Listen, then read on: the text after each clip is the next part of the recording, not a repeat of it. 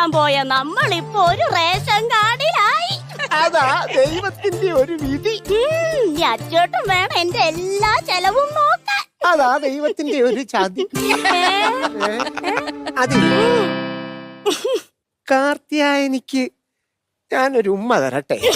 ആയിക്കോട്ടെ. ആയിക്കോട്ടെ.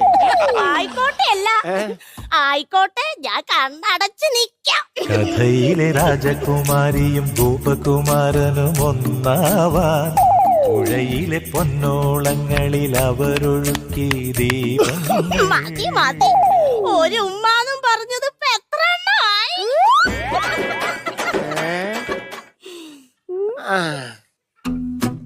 സ്പർശന സൗഭാഗ്യമൊക്കെ പോയി കിടക്കുക.